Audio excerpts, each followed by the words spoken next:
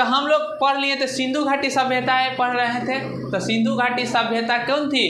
आदि ऐतिहासिक काल में पड़ता है सो। तो वही सिंधु घाटी सभ्यता में हम लोग कहाँ पे? तो हड़प्पा सभ्यता का मूल निवास तक के पढ़ लिए थे। देखे थे ना सिंधु में कैसे परिवर्तित हुआ सो, कहाँ कहाँ से सिंधु का अवशेष मिला सो। तो अब सिंधु का हम लोग देखेंगे क्या? सिंधु सभ्यता का भौगोलिक विस्तार से देखना था। लिखिएगा कि सिंधु सभ्यता का विस्तार। तो आज देखिएगा कि अब ये वाला है तो फाउंडेशन अलग तरह से पढ़ाते, उसमें पूरा चीज़ एकदम जो वो आप पढ़ रहे थे वो रैपिड फायर था इसमें लिखे। तो एक यही पढ़ने का होता है कि हम सब पढ़ा दिए, फिर से वहाँ पे पढ़ाएंगे तो कॉन्सेप्ट पूरा ना रहता है, सिर्फ फैक्ट हमको टच करना रहता है तो क्लियर हो जाता है। सही, ठीक है। लिखिएगा सिंधु सभ्यता का भौगोलिक विस्तार।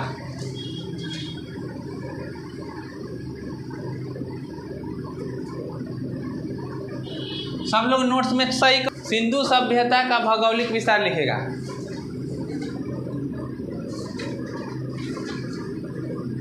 सिंधु सभ्यता का भौगोलिक विस्तार।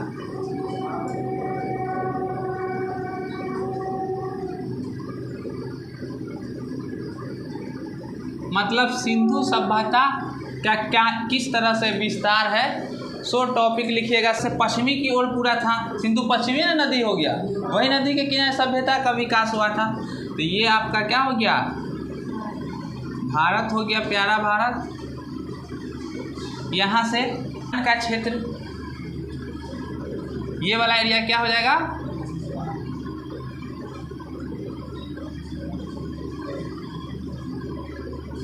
ये कौन है? अफगानिस्तान है, ऊपर अफगानिस्तान है। ये वाला एरिया पाकिस्तान का।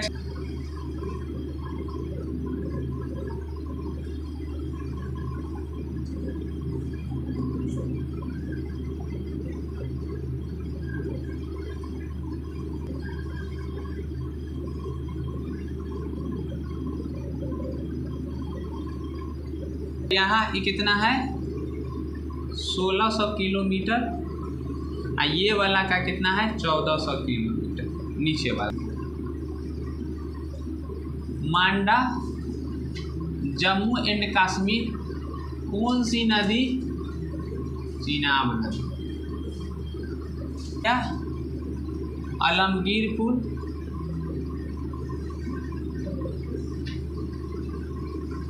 आलमगीर उत्तर प्रदेश हिंडन नदी है। सुतकांगडोर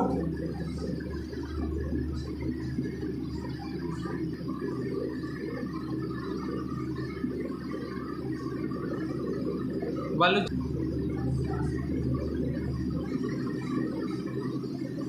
दासा एरिया में था, मिला है मंडी गौक। मंडी गौक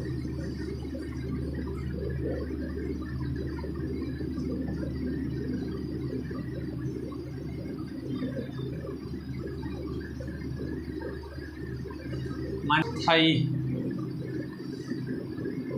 सोत थई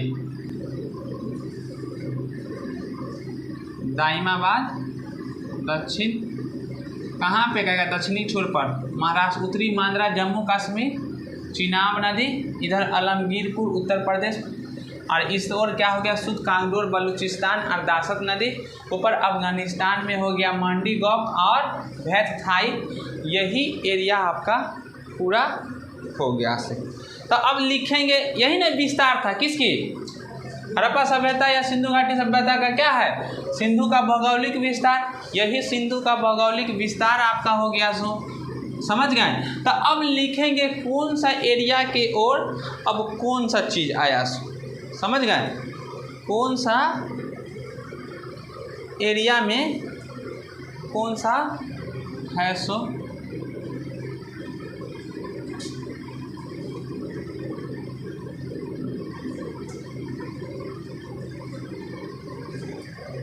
लिखिएगा, अब नाम लिखते चलिएगा। सबसे पहले अफगानिस्तान। अफगानिस्तान में कौन कौन क्षेत्र मिला है? अफगानिस्तान, अफगानिस्तान में लिखेगा मुंडीगौक, सोहताई, अफगानिस्तान से मिला है।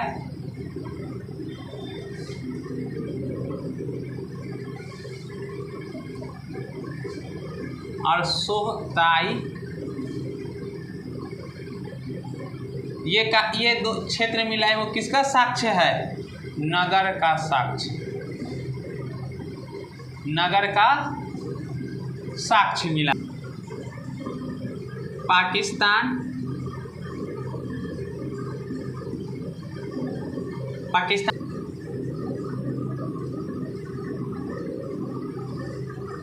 मोहनजोदड़ो,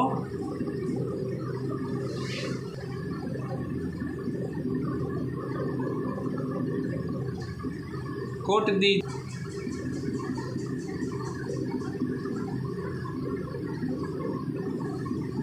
सूतकांगेडोर, अली मुराद, उसके बाद चुनहोदरो, चुन डाबर कोट, ये सब क्षेत्र मिला है। उसके बाद लिख लीजिएगा पाकिस्तान के बाद बलूचिस्तान,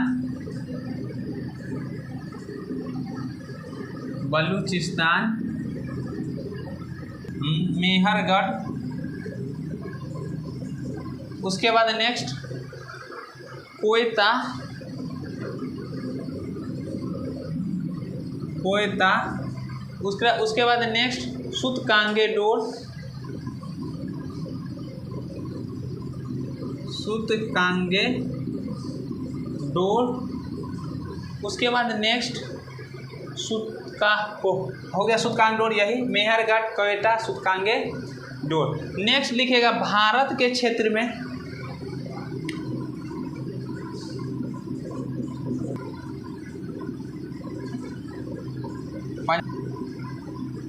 सब पश्चिमी क्षेत्र ना है, पंजाब, ये जी मैप बना है से भारत में, यह पंजाब, राजस्थान और कौन हो जाएगा?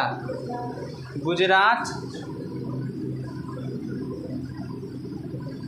गुजरात और उत्तर प्रदेश और कौन था?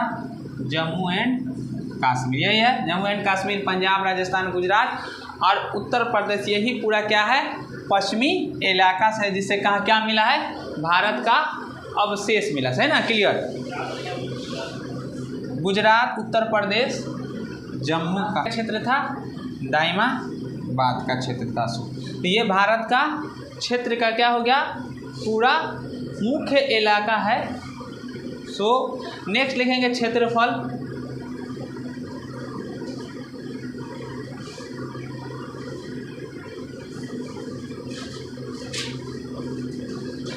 नेक्स्ट पॉइंट लिखेगा क्षेत्रफल।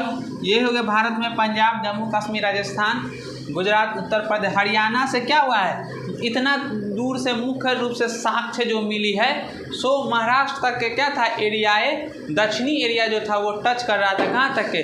दाइमाबाद तक के। अब उसके बाद लिखिएगा क्षेत्रफल 13 लाख वर्ग किलोमीटर पर है पूरा। क्षेत्रफल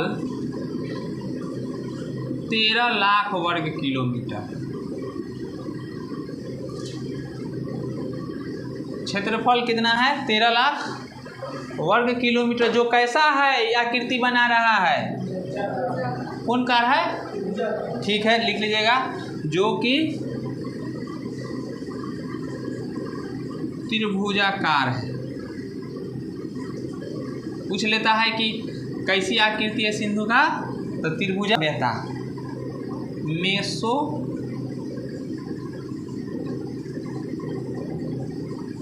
पोटामिया और मिस्र की सभ्यता, और मिस्र की, मेसोपोटामिया और मिस्र की सभ्यता के समसामयिक, समसामयिक कितना गुना? लगभग इससे कितना बड़ा है? 12 गुना बड़ा है सिंधु क्षेत्र, 12 गुना बड़ा है। कहा यही है कि जो मेसोपोटामिया और मिस्र की सभ्यता के समसामयिक लगभग कितना, तब 12 गुना बड़ा है कौन, सिंधु सभ्यता है। समझ गए। नेक्स्ट पॉइंट लिखिएगा।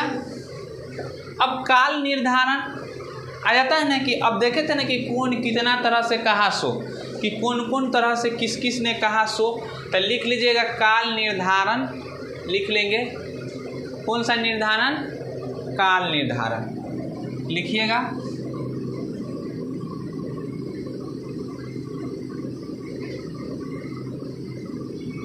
काल निर्धारण, तो काल निर्धारण में लिखेंगे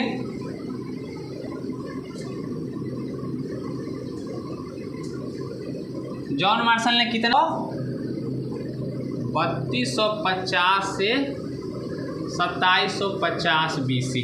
कौन कहे ये आपको जॉन मार्शल ने कहे, और उसके अर्नेस्ट मैके ने कहा 2800 से 2500 BC। 3250 BC से 2750 BC का जॉन मार्शल, अर्नेस्ट मैके ने कहा 2800 से 2500 BC। अर्नेस्ट मैके ने कहा कितना सौ से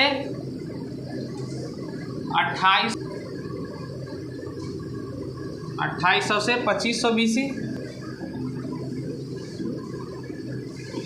माधव स्वरूप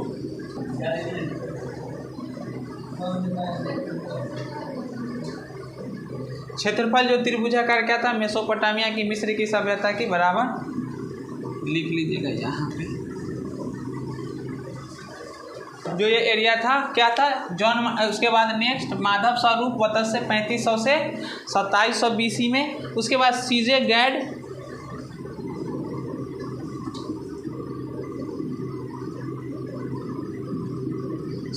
ने इसको दिया कितना सौ से 2350। यह आप लोग कुछ बोलते रहते, कोई कहीं पर देख लिया सर जी 3250 है, सर जी 3380 है, सर जी 2350 देखे हैं, सर जी 2350 से 1750, सर जी 2500 से 1750 देखे रहता है, पढ़ता है पूरा से। बुक में लिखा रहता है नवीन कार्बन 14 पद्धति के अनुसार 2500 से 1750 देखने के लिए कि कौन किसके साक्ष्य, तो कहीं देखा नहीं, हम जब भी पूरा पढ़ाएं साक्ष्य हमेशा लिखते रहते हैं ना कि किसके अनुसार, किसके अनुसार तू बोला, देखे थे किताब, तो वहाँ पर साक्ष्य दीजिएगा सर जी 3250 इतना इसके अनुसार, तो किसके अनुसार माना गया 2500 1750 BC आए, तो नवीन कार्बन 14 पद्धति के अनुसार, कार्बन 14 अवशेष आए नवीन पद्धति, जिससे पता चला कि स्पष्ट जीवाश्म के अध्ययन से कि इतना ही काल पुराना है लगभग। खोज हो रहा है कितना 1800 जाकर के 61 ईस्वी में, बात हो रही है 2500 ईसा पूर्व। तू करेक्ट तू बता देगा तुम्हारा डेट आए, लगभग ही ना बताएगा, यही सहाय कि लगभग उतना ही है, इसको नहीं सर जी हम जो देखे वही सत्य। क्लियर है। 2350 से 1750 BC किसके अनुसार, यही आप लोग बोलते रहते, सीजे गैंड के अनुसार 2300 से 1700, 2350 से 1700, 2350 से कितना 150 1750 BC। नेक्स्ट वाला में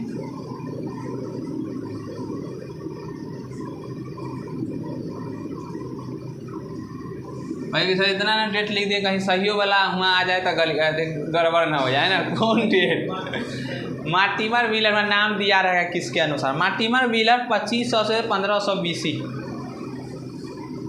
2500 से 1500 BC। नेक्स्ट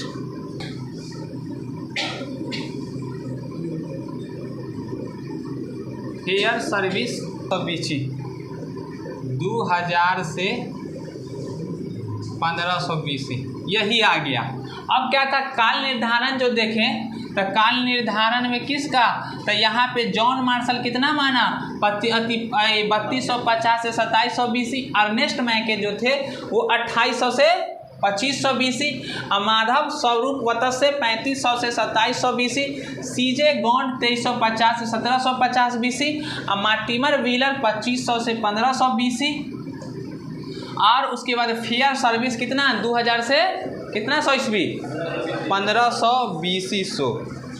यही है काल निर्धारण, जिसमें सबसे ज़्यादा कुछ क्या काल निर्धारण में माना गया है। काल निर्धारण में कहा था कार्बन 14 पद्धति। कौन सी पद्धति? कार्बन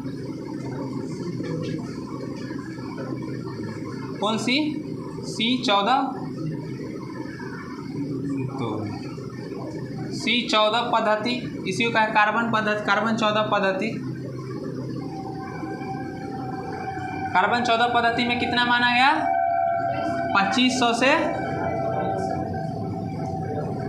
2500 BC से 1750 BC। ये है क्या है? कार्बन 14 नवीन पद्धति है, नवीन पद्धति है। तो हम लोगों को क्या याद रखना है? यही कार्बन 14 की कहा कि लगभग यही काल को मान लिया गया है। उन काल को लगभग यही काल को मान लिया गया, मान लिया गया। इतना लिख दिए ना बोर्ड पर के, ऐसे ही लिखा जाता अब किधरों का जैसे हो गया यहाँ तक के। तक कहे तक कौन कौन सबसे नवीन पद्धति? कार्बन 14 पद्धति, जिसको माना गया 2500 से 1750 BC। इसी को ऑथेंटिक माना जाता है। सो बाकी लोग जो थे ये दिए थोड़ा देख लेंगे कि एक झलक देखा रहेगा तो आपको स्पष्ट रहेगा ना। कोई कुछ हमको याद एग्जाम के लिए कौन रखना है? 2500 से 1750 BC किसके? कार्बन 14 पद्धति के अनुसार ये ऑथेंटिक है। जो इतिहास यही काल को मानता है कि सिंधु घाटी सभ्यता कितना 100 वर्ष पुराना? तो 2500 से 1750। क्लियर हो गया ना। अब एक हमारा साक्ष्य भी रहेगा, कोई दिक्कत ना रहेगा तब। तो यही हमारा विस्तार क्षेत्र देख ली। ऊपर वाला में उत्तरी क्षेत्र मांडा, जम्मू एंड कश्मीर नदी, चिनावर अतिका है, चिनाब नदी पर उधर अफगानिस्तान, भारतीय स्थायी मंडीगौक पाकिस्तान के क्षेत्र होता था। नीचे की ओर पश्चिम के सुदकांदोर बलूचिस्तान और दासत नदी थी। इधर दाइमाबाद महाराष्ट्र दक्षिणी क्षेत्र पर था। आलमगीरपुर उत्तर प्रदेश के ये वाला क्षेत्र पूर्वी एरिया को कवर कर रही थी। सो उसके बाद देखेंगे कि विस्तार अफगानिस्तान के मुंडीगौक और भोताई नगर का साक्ष्य का प्रमाण मिला है। बलूचिस्तान, मेहरगढ़, कोयटा, सुदकांदोर। पाकिस्तान से मिला है कौन सा? सिंध क्षेत्र से आपका मोहनजोदड़ो, कोटजी और अलीमुराद, चुनहुदरो और डाबरकोट। यहाँ आप लोग सुने होंगे मोहनजोदड़ो और कोटजी और ये चुनहुदरो, डाबर, इसको ना सुने होंगे। कोई कोई शब्द रहता है जो अंदर का है। भारत के जम्मू एंड कश्मीर, पंजाब, राजस्थान, गुजरात, उत्तर प्रदेश और हरियाणा, ये सब क्षेत्र में मुख्य रूप से क्या मिला है? जिसमें सबसे ज़्यादा अवशेष कहाँ से मिली? हड़प्पा के विस्तृत क्षेत्र पे। इसीलिए इसको सिंधु को तार्किक कहा गया है। कौन सा? हड़प्पा सभ्यता कही गई। सो चले आगे। हड़प्पा सभ्यता की विशेषता क्या थी से क्लियर है ना? मिटा दें।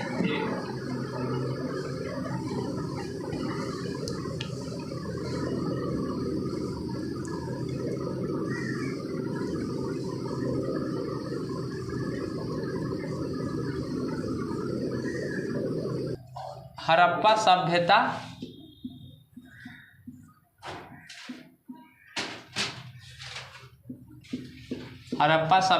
की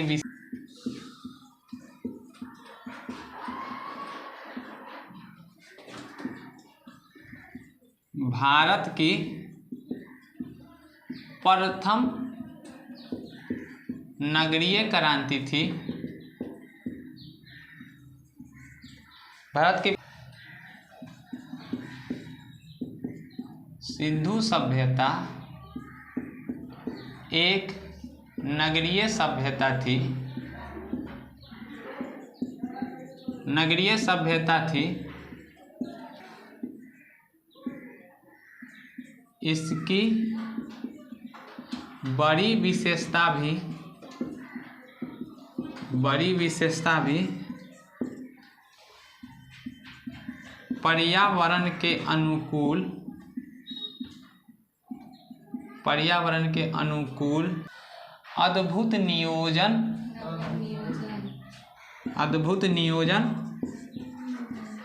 अद्भुत नगर नियोजन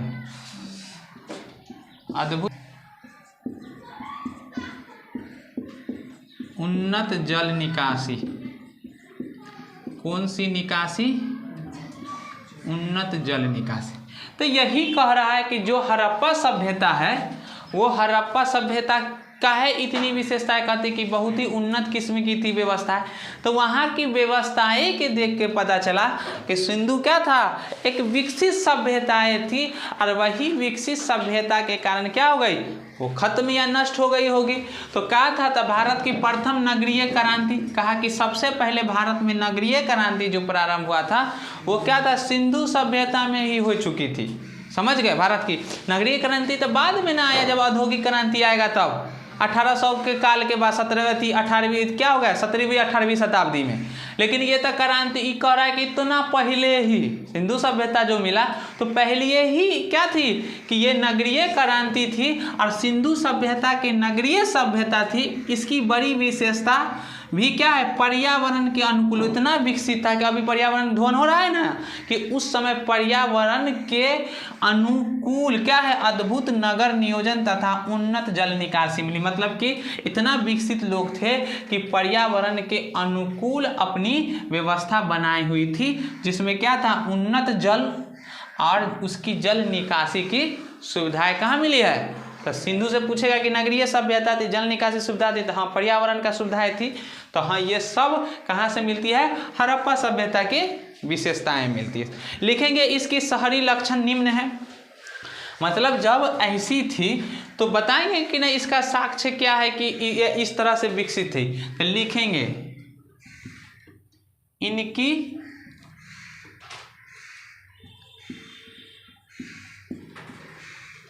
शहरी लक्षण, इनकी शहरी लक्षण निम्न है। इसमें देखेंगे उसके सबसे पहले दुर्गीत क्षेत्र। अब देखेंगे कि दो गो बना गया था, एक था अब शहरी थी, तो शहर वाला में क्या होता है कि ज़्यादा है क्या बनी होती कमराएं बने होते हैं, मतलब होता है ना कमरा विकसित होती है शहर का। तो अब देखेंगे दो टाउन बनाया गया था, एक अपर टाउन और एक लोअर टाउन। अपर टाउन और लिख लीजिएगा अपर टाउन।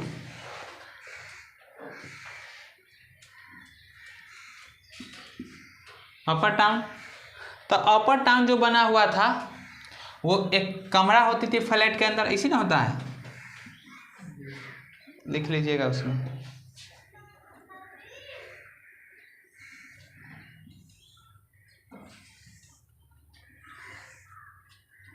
इस तरह से क्या हुआ था, कमराएं बनी हुई थी उसमें।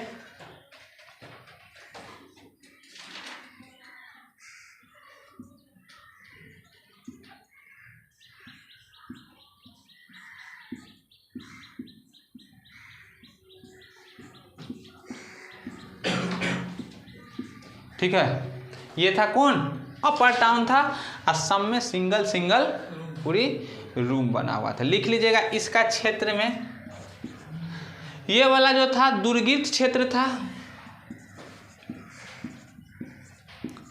दुर्गीत क्षेत्र था, जिस दुर्गीत क्षेत्र में क्या था, खास बड़े बड़े भवन की विशेष लोगों के लिए, खास क्या है, खास लोगों के लिए खास बड़े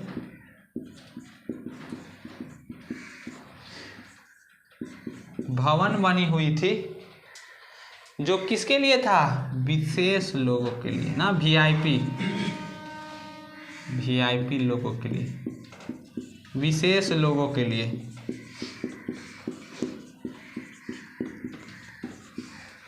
विशेष लोगों के लिए यह क्या था, पूर्वी नगर कहलाता था। कौन सी नगर कहलाता था, यह पूर्वी नगर के नाम से जाना जाता था, पूर्वी नगर कहलाता था। यह पूर्वी नगर कहलाता था। एक था लोअर टाउन, जिसमें कौन सा रहता था, गरीब आदमी सब ना, लिखेगा लोअर टाउन।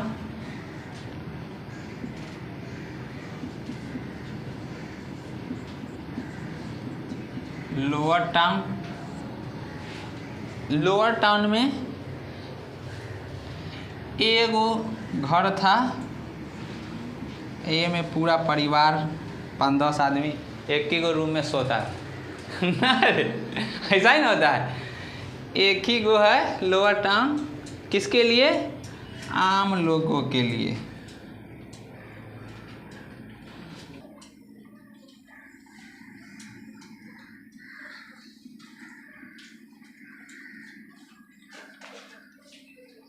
यही कमराएं होती थी चौल की तरह।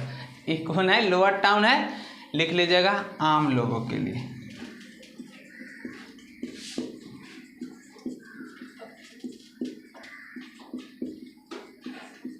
किसके लिए?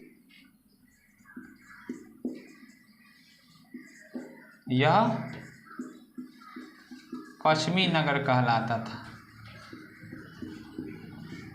तो जब कहे कि कौन सा अपर टाउन, ये क्या था? दुर्गीत क्षेत्र थी, अलग अलग फैसिलिटी पूरा, तो इसमें सब खास बड़े बड़े लोगों के लिए रहते थे, इसको क्या कहा जाता है? पूर्वी नगर। लोअर टाउन जो क्या था? आम लोगों की थी, और यह क्या था? पश्चिमी नगर कहलाता था। पूर्वी अपर टाउन और पश्चिमी लोअर टाउन के नाम से जाना जाता था। लिखेंगे मुख्यतः शहर का विभाजन 2 भागों में होता था। मुख्यतः शहर का विभाजन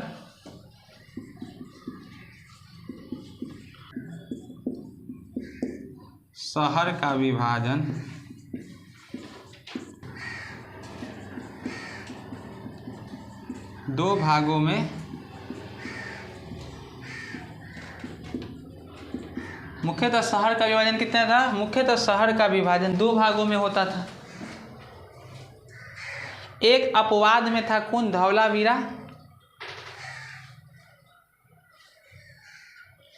लोथल, सुरकोटदा, सुगा। अब क्या था कि 2 भागों में, अपवाद में लिख लीजिएगा, अपवाद।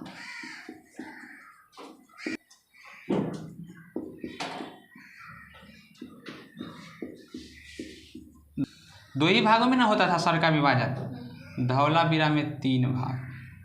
नगर सिटी रहा होगा, एक शहरे सिटी ना हो गया, एक महानगर होता है ना, सब जगह 4 लाइन करता है, वहाँ 6 लाइन महानगर में। उसी तरह है यहाँ पे ना। कहाँ रहने में मज़ा आता है? महानगर में, गांव में।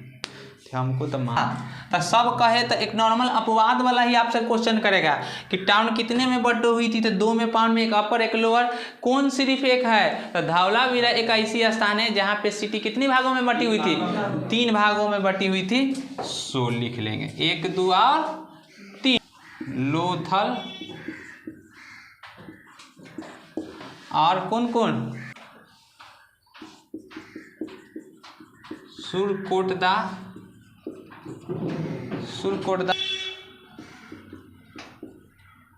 सूतकांगे, डोर,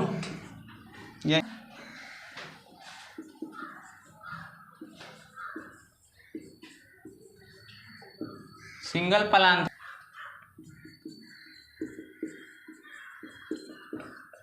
प्लान, एक भाग में। तो यही आपका पूरा क्या हो गई? कैसी थी हड़प्पा सभ्यता की विशेषताएं थी क्या? तो आप जो पढ़े एकदम सुंदर सुंदर शब्द, कौन सुंदर शब्द? सुंदर सुंदर शब्द बोले तो सुंदर सुंदर शब्द का मीनिंग भी ना बताइएगा, कि खाली बोल के नहीं ना रह जाइएगा कि हम ये है वो है। तक हम कहेंगे ना भाई कौन आधार पर आप है अपनी सुंदरता दिखा रहे हैं, तो कहा कि हमारी सुंदरता का गुण जानिए ना। तो सुंदरता का गुण क्या कहा था यहाँ कि सिंधु सभ्यता एक नगरीय सभ्यता है। इसकी बड़ी विशेषता है कि पर्यावरण के अनुकूल, मतलब हमारी सभ्यता पर्यावरण के अनुकूल विकसित थी, मतलब हम सिस्टेमेटिक ढंग से बनाए हुए थे पूरा। तो कहा क्या? तो कहा देखिए इसका प्रमाण देते हैं। ऐसे ही हम कुछ नहीं बोल देते, हम इतिहास का है, मजाक में नहीं लीजिए ना। प्रमाणित किया यहाँ आ करके कि जो टाउनें थी वो 2 टाउन में बटी हुई थी, अपर टाउन और लोअर टाउन। तो अपर टाउन में कहा कि देखिए एकदम कितना विकसित बनी हुई थी, एकदम VVI के लिए बनाया हुआ था, फ्लैट थी एकदम, कमरा ना कहता एकदम पूरा एक रूम बना हुआ, एक आदमी एक ही रूम में, होटल में फैसिलिटी ना रहता है, तो कहा इसी फैसिलिटी थी एकदम। जो दुर्गित क्षेत्र था, खास बड़े बड़े भवन के विशेष लोगों के लिए यह पूर्वी नगर कहलाता था। मुख्यतः शहर के विभाजन 2 भागों में होती थी, लोअर टाउन जिसमें एक क्या था कि नीचे का क्षेत्र आम लोगों के लिए बनाई हुई थी, यह पश्चिमी नगर कहलाता था। उसके बाद लोथल, अब यहीं पर टाउन में ना बैठा था कि हमेशा टाउन के बगल में देखेगा थोड़ा हट के तो ये सब झुग्गी ये सब होते हैं जो गरीब लोग रहते हैं, वही बीच वाला टाउन में तो देखिए तो बड़ा बड़ा फ्लैट गैलेक्सी बनी हुई होती है ना शहर में। तो अब कहा कि सेकेंड आम लोगों के लिए यह पश्चिमी नगर कहलाता है। जो क्या था कि लोथल, अब कहा कि जो बची हुई है तो ये 3 तरह से बटा हुआ था। धौलावीरा सिर्फ अपवाद में है सो, अब बाकी लोथल, सुरकोटदा, सुध कांगेडोर था, ये सिंगल प्लान एक में था ना। यही आपका क्या हो गया, पूरा अवशेष हो गई से। फिर कहेगा और क्या विशेषताएं थी, तो किलेबंदी की गई थी। किलेबंदी मतलब क्या, जैसे कि किलेबंदी के मतलब, हाँ, घर के क्या है, अंदर में क्या है कि घर बनी हुई है और घर के बाहर में चारों तरफ से क्या कर दी, किलेबंदी कर देती है। किसके लिए, तो सुरक्षा के लिए कि कोई बाहरी आक्रमणकारी या कोई हमारा अंदर क्या कर सके, प्रवेश नहीं कर सकते, तो अपना सुरक्षा के लिए बाहर से किला घिरे रहता है ना, तो वही होती है किलेबंदी। मिटा दे यहाँ तक, क्लियर है। चलिए आगे।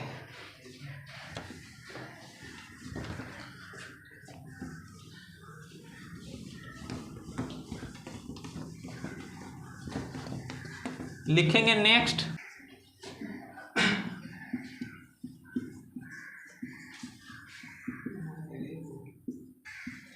शहर के चारों तरफ से,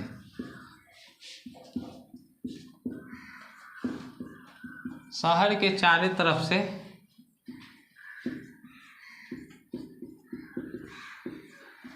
किलेबंदी की गई थी। ये था। उसके घेरे के साथ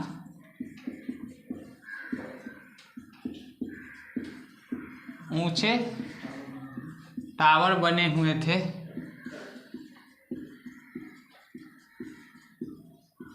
टावर क्या था, बाढ़ आक्रमण से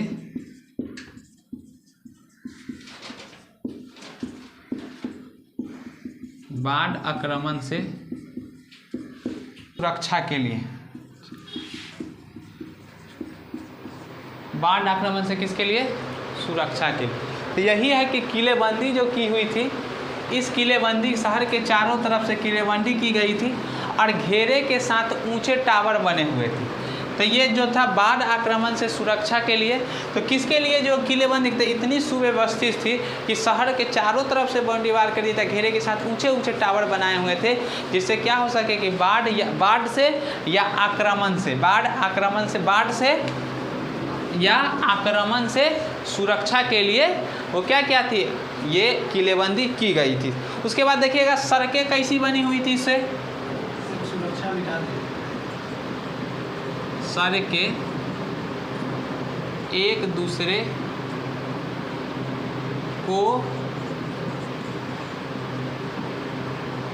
एक दूसरे को समकोण पर काटती थी। शतरंज देखे हैं ना, आए खेले हैं, ठीक, अच्छा किए नहीं खेलिएगा ना, क्योंकि हम कभी भी अपनों के साथ कोई चाल नहीं चलते। मैं एक ईमानदार व्यक्ति हूँ, मैं कोई चाल नहीं चलूँगा उसमें ना गेम है वो शतरंज नुमा, उसमें बची हुई थी ना 64 खाने था, रहता है ना, 64 में रहता है शतरंज नुमा ग्रिड पैटर्न पर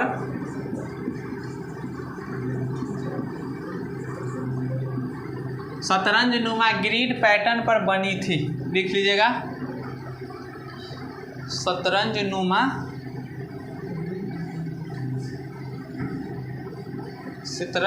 ग्रिड पैटर्न।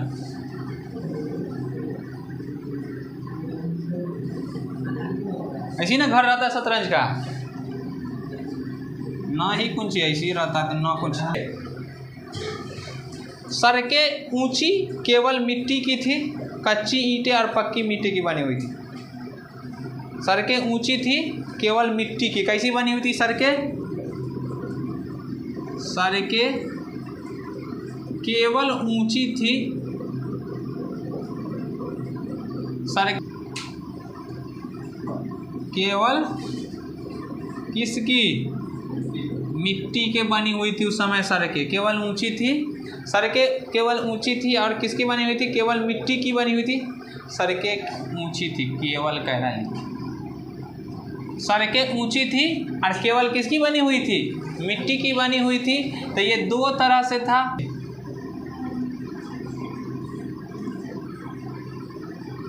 कच्ची ईंटें का बनी हुई थी और दूसरा कैसी बनी हुई थी?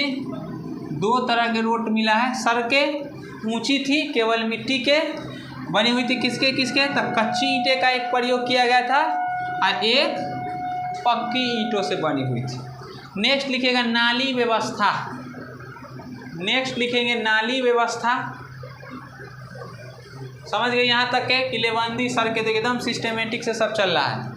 कैसा था सो? यही ना है पूरा, यही ना साक्ष्य पूछता है, क्वेश्चन इसी पूछेगा। नेक्स्ट लिखिएगा नाली व्यवस्था। नाली व्यवस्था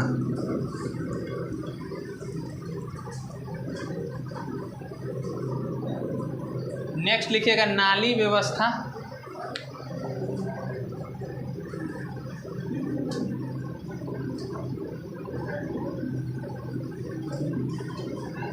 नाली व्यवस्था, इस नाली व्यवस्था अत्यंत उत्तम व्यवस्था था।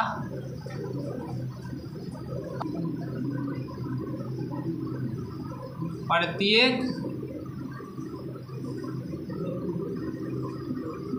घर की छोटी छोटी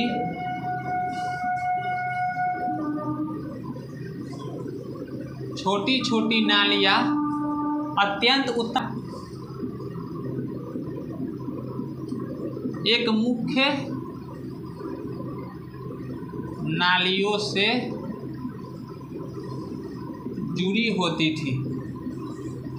पता है ना कि एक घर से छोटा नाली निकला है, वो मेन लाइन न रहता है सड़क के किनारे मेन नालिया, उसे जुड़ जाता है। वो नाली जाकर के पानी को गिरा देता है एकदम सुव्यवस्थित। ऐसी है ना कि कहीं पर या आपके तरह रोडवे पर कल चला के छोड़ दिया, पानी कहीं ऊपर जा रहा है तो अति रोडवे पर है तो यहीं पर है कहीं पर ना, तो ये कहा कि नहीं ये पूरा सुव्यवस्थित था एकदम। नाली जो थी वो छोटी छोटी नालियाँ एक मुख्य नालिया से आकर के जुड़ी होती थी। कहीं पानी तो छोड़िए, हम ये तो कहता है कि पानी तो छोड़िए सर, हम तो इतना खाते हैं पीत कहूँ पर या किसी को मुँह पर फेंक देते।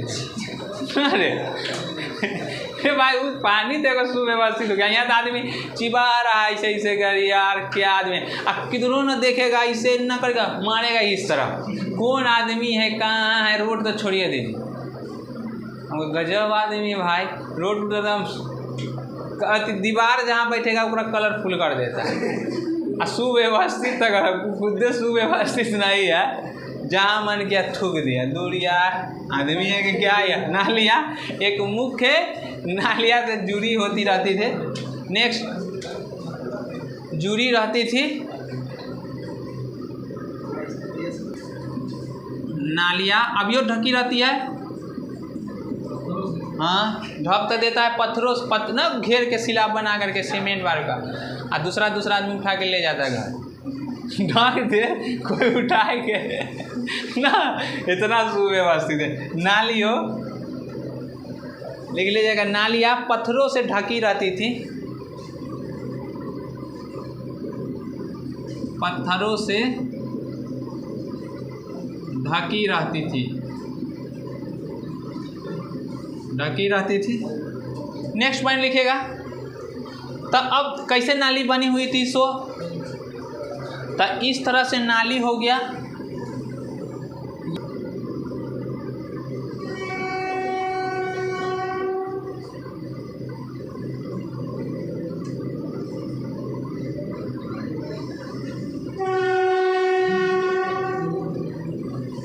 इस तरह से नालियाँ बनी हुई थी।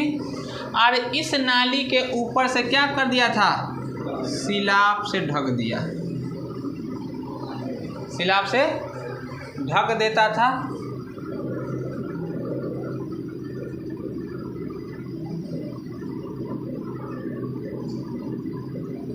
पत्थरों से ढकी,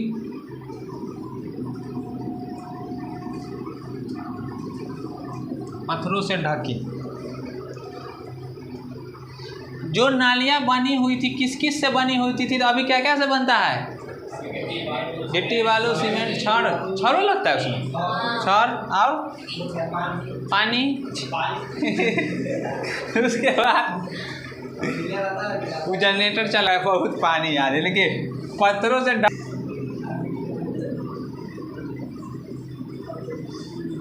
पक्की ईंट, जिप्सम। हाँ, नाली में वो जो उसका सिलाब बनाया जाता था, जिप्सम, जिप्सम। नाली में तो पानी रहेगा, जिप्सम प्लस चूना,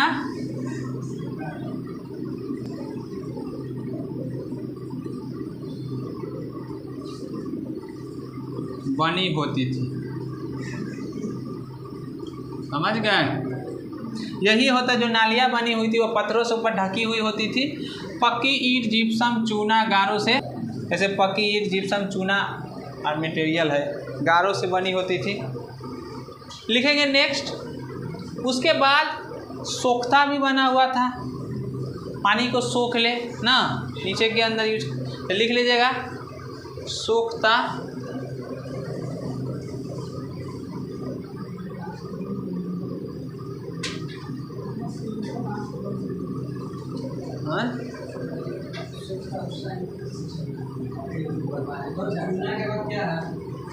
छूना के बाद पानी सूखने के लिए बना हुआ था सोख्ता। यह सोख्ता जो था ये मेन हॉल होता था, मेन हॉल होता था ना, वहाँ पे बनी हुई होती थी सोख्ता। पूछेगा तो लिख लेंगे इसमें। छोटी छोटी बस्तियों में भी बेहतरीन नालियों का निर्माण किया गया था। छोटी छोटी बस्तियों में भी, हाँ, मेन हॉल। छोटी छोटी बस्तियों में भी, छोटी छोटी बस्तियों में भी बेहतरीन नालियों का निर्माण किया गया था।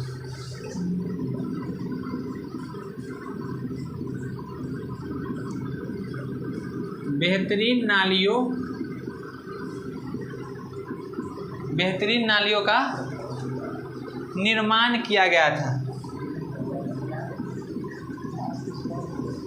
निर्माण किया गया था।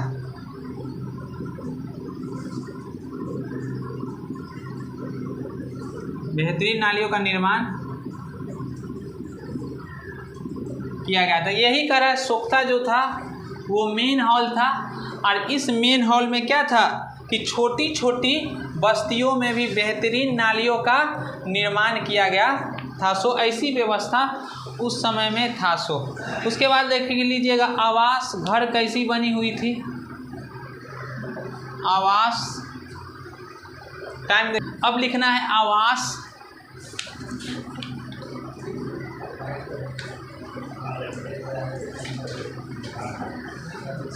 यहाँ तक हम लोग देख लिए ना, क्या क्या देखे, आज पढ़ लिए हैं। सिंधु सभ्यता का भौगोलिक विस्तार देख लिए पूरा, कि अब क्या आप जो देखे पूरा एरिया देख लिए कि 13 लाख वर्ग किलोमीटर क्षेत्र भारत का, दायमाबाद, जम्मू एंड कश्मीर, उत्तर के क्षेत्र का पूरा एरिया। उसके बाद सुतकांगडोर, ये क्या था, पूरा विस्तार थी। सो उसके बाद बलूचिस्तान, सिंध भारत का कौन कौन क्षेत्र में फैला हुआ है। सो उसके बाद देख लिए हम क्षेत्रफल 13 लाख वर्ग किलोमीटर था। सो उसके बाद उसके काल निर्धारण पढ़े कि किसके अनुसार था, मेन माने कौन, कार्बन 14 पद्धति के अनुसार, बाकी सब देखे। उसके बाद हड़प्पा सभ्यता का विशेषताएं देखे कि ये क्या था, बहुत ही उन्नत शहरीय सभ्यता थी हड़प्पा थी। सो हड़प्पा शहरीय सभ्यता क्या मिलता है, तो ये पर्यावरण के अनुकूल बनाई गई थी, जिसमें क्या था, एक अपर टाउन और लोअर टाउन की व्यवस्थाएं थी, जिसमें क्या था कि आगे जो वो पूरा शहर था हड़प्पा शहर, उसकी बाहर क्या की गई थी, किले बंदी की गई थी। सो और उसके बाद क्या हुआ था कि शहर के चारों तरफ से किलेबंदी या घेर के साथ टावर बनाया गया था, किससे, बाढ़ या आक्रमण से सुरक्षा के लिए। उसके बाद सड़कें बनी हुई थी जो संपूर्ण प्रकृति थी, और सड़कें दो तरह से, कच्ची ईंट और पक्की ईंट से बनी हुई थी। उस सड़कें के क्या था, शहर में नाली की व्यवस्था भी थी, छोटे छोटे क्या था, गांव तक भी नाली की व्यवस्था की गई थी। उसके बाद नाली में पक्की ईंट, जिप्सम, चूना गारों से बनी हुई थी। उसके बाद सोख्ता और मेन हॉल में जो था उसमें सोख्ता बना ली गई थी, और छोटी छोटी बस्तियों में भी बेहतरीन नालियों का क्या किया गया था, व्यवस्था की गई थी। अब यहाँ से आपका सिंधु का पूरा क्लियर है ना, कि अब जो जैसा था वैसा देख भी लिए, सड़क सब देखे ना, तब कहीं से कोई दिक्कत नहीं ना है। पूछना है क्वेश्चन?